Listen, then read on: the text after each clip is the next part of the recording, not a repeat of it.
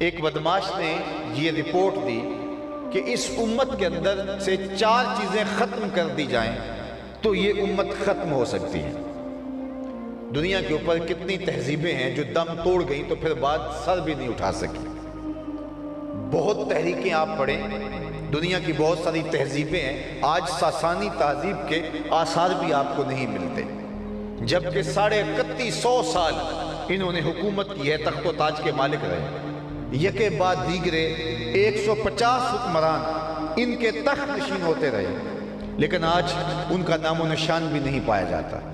دنیا کے اوپر فرعین مصر کے باقیات بھی آپ کو نہیں ملتے، کہاں گئے خاقان اور کہاں گئے کیسر و کسرا؟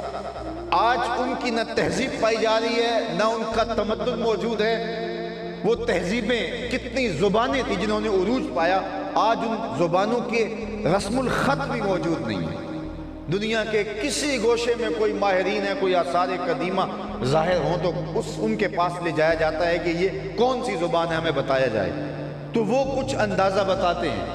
آج عبرانی نہیں رہی، آج سریانی نہیں رہی، دنیا کی یہ بڑی زبانیں مانی جاتی تھی، تہذیبوں کی اٹھان ہوئی، لیکن تہذیبیں مٹ گئی تو پھر نام اور نشان بھی باقی نہ رہا۔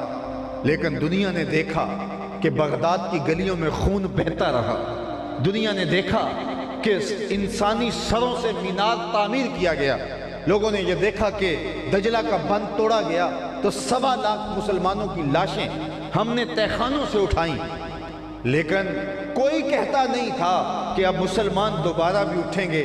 لیکن زمانے نے دیکھا کہ اسی بغداد میں دوبارہ آذانوں کی آواز سنائی دی۔ اقبال کہنے لگا تو نہ مٹ جائے گا ایران کے مٹ جانے سے، نشائے میں کو غرض نہیں پیمانے سے، ہے عیاں یورش تاتار کے افسانے سے، پاسباں کعبے کو مل گئے صنم کھانے سے۔ پھر دوبارہ جو ہے وہ اٹھان ہوئی، وہ توانائی ملی، وہ طاقت ملی، وہ زور پیدا ہوا، تو مٹتی ہوئی تہذیبوں کو دوبارہ اٹھان نہیں ملا کرتی۔ دنیا کے اوپر ایسی کتنی تہذیبوں کے تذکرے آپ پڑھ سکتے ہیں کہ بعد میں ان کا نشان بھی نہیں ملا، لیکن کیا وجہ ہے کہ اسلام کو کہاں کہاں نہیں مٹایا گیا، لیکن اس دبی ہوئی راکھ کے اندر چنگاری بجھنے نہیں پاتی، اور پھر یہ شعلہ جوالہ بن جاتی ہے اور امت اپنے قدموں پہ پھر کھڑی ہو جاتی ہے۔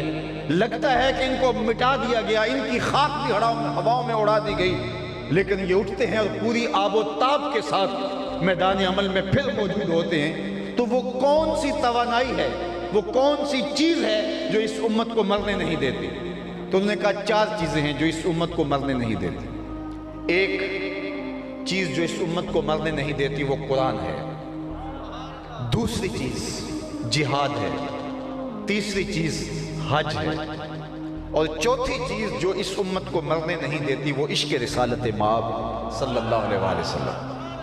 یہ 4 چیزیں ایسی ہیں جو اس امت کو زندہ رکھتی ہیں اور اس امت کو مرنے نہیں دیتی۔ ان کو کاٹ دو، ان کی بوٹیاں نوچ لو، ان کے بازو توڑ کے ان کو چراہوں میں پھینک کے اوپر سے ٹینک گزارو، ان کے گلے چیرو، ان کو گوانٹا ناموبے کے جیل خانوں کے اندر سلاخوں کے پیچھے اذیتیں دو، ابو غریب کی جیل کے اندر ان کو ستاؤ، ان کو دکھ دو، ان کو جو ہے وہ جانوروں کے پیچھے باندھ کر کے روندو، ان کے ٹکڑے کرو، ان کی لاشوں پہ گھوڑے دوڑاؤ، جو کر سکتے ہو کرو، جو ستم آزما سکتے ہو آزماؤ، ان کی بوٹیاں نوچو، ان کو چراہوں میں لٹکاؤ، لیکن یہ مرے ہوئے بھی پھر اٹھ کے نعرہ تکبیر بلند کرتے ہیں، اور پھر جان اور قوت توانائی پیدا ہو جاتی ہے۔ آخر وہ وجہ کون سی ہے کہ یہ امت مرتی نہیں، یہ امت کھڑی ہو جاتی ہے؟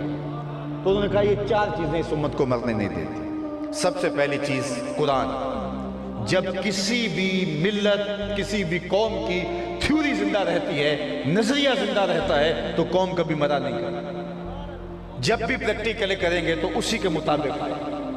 اس لیے قرآن کے ساتھ یہ امت جب جڑی رہے گی تو اس امت کو کوئی نہیں مٹا سکتا۔ گر تو می خواہی مسلمان زیستن، نیست ممکن جز بقرآن زیستن۔ اگر تو جینا چاہتا ہے تو قرآن کے ساتھ زندگی گزارنے کا گود سیکھ لے۔ یہ امت واحدہ تبھی بنے گی جب قرآن کے ساتھ جڑے گی، اور یہ امت زندہ امت تبھی بنے گی جب قرآن کے ساتھ جڑ جائے گی۔ اور میرے اور آپ کے آقا و مولا حضور ختمی المرتبت صلی اللہ علیہ وآلہ وسلم نے فرمایا کہ میں تمہارے پاس 2 بھاری چیزیں چھوڑ کے جا رہا ہوں، جن کو تم تھام لو گے تو کبھی بھی گمراہ نہیں ہوگے۔ ان میں سے فرمایا ایک اللہ کی کتاب قرآن مجید، اور وہاں جو لفظ ارشاد فرمائے ہے کتاب اللہ حبل ممدود من السماء الى الارض، یہ آسمان سے زمین کی لٹکتی ہوئی اللہ کی رسی ہے۔ فخذوا بکتاب اللہ واستمسکوا بہ، اس کو مضبوطی سے پکڑ لو، اس کو اچھی طرح تھام لو۔ اگر تم اس کو مضبوطی سے پکڑ لو گے میں ضمانت دیتا ہوں کبھی بھی گمراہ نہیں۔ یہ تمہاری زندگی کی دلیل بن جائے گی۔ اس قرآن سے تمہیں حیات نو ملے گی، قرآن تمہیں اٹھان دے گا، قرآن تمہیں زندگی بخشے گا۔ حیات آفری کتاب ہے، اس کا لفظ لفظ نور بانٹتا ہے۔ بلکہ اقبال نے تو اپنی قوم سے مخاطبت کرتے ہوئے کہا کہ تم نے قرآن کو چھوڑ دیا اور بطور رسم اس قرآن کو اپنا لیا، اور آج تمہارا یہ حال ہے۔ جب شکوے کی زبان کھولی تو لہجہ تلخ ہو گیا۔ صفائے دہر سے باطل کو مٹایا ہم نے، نوع انسانی کو غلامی سے چھڑایا ہم نے، تیرے کعبے کو جبینوں سے بسایا ہم نے، تیرے قرآن کو سینوں سے لگایا ہم نے، پھر بھی ہم سے گلہ ہے کہ وفادار نہیں، ہم وفادار نہیں تو بھی تو دلدار نہیں۔